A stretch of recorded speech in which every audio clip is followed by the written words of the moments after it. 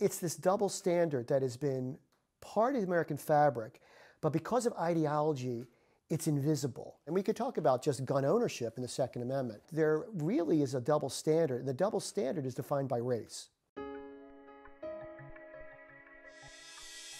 Blacks were allowed to own guns because the Second Amendment provided for it. But we know what would happen. Laws were put in place, statutes were put in place that limited access for blacks to be able to protect themselves at a time when the Klan ran the countryside. We have Jim Crow laws, really the black codes come on the books. 67 in California. The Black Panthers that basically were in the courthouse in Sacramento were exercising their Second Amendment, and within 2 months they changed the laws because they were seen as a threat. The Constitution was written for white free men, and it qualifies naturalized white free men of good moral character. Between Dred and Plessy, we know that the Supreme Court said that there are no laws of the Constitution that apply to blacks. So the idea that someone could even claim a right to the Second Amendment really isn't there. Black people and firearms, like, we've had a very different history and experience with firearms, just experience in this country in general than any other group that exists in this nation.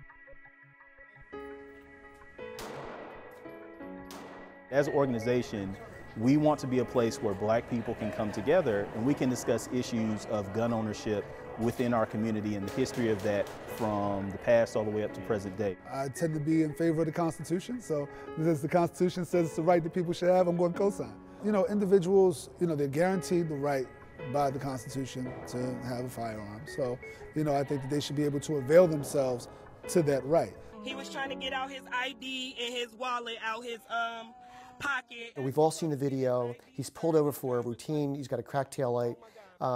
He explains to the officer that he has a gun, and just that thought changes the scenario. This man was a law-abiding citizen exercising his Second Amendment right, and he was killed by the police for no reason. There's no apparent reason aside from what I believe the officer reacting because he was fearful.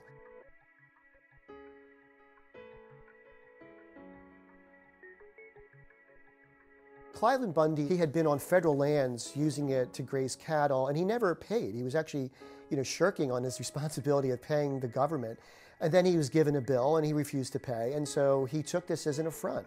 And he challenged the federal government, and then people brought up on his cause, and they came to his ranch. They came to this area armed. I mean, they were threatening federal officers with high-powered rifles, but yet they were painted in the press as patriots. They were painted in the press as being people that had legitimate grievances with the government, and they were petitioning the government, right, by their lawful Second Amendment rights. If you were to flip that script and you had black folks armed like that, you have to imagine the outcome would have been very, very different.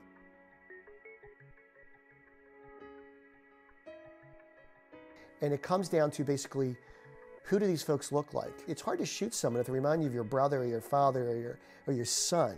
If you see someone as someone that's not like you at all or is a threat, they're going to be treated differently. And that's where the double standard comes in.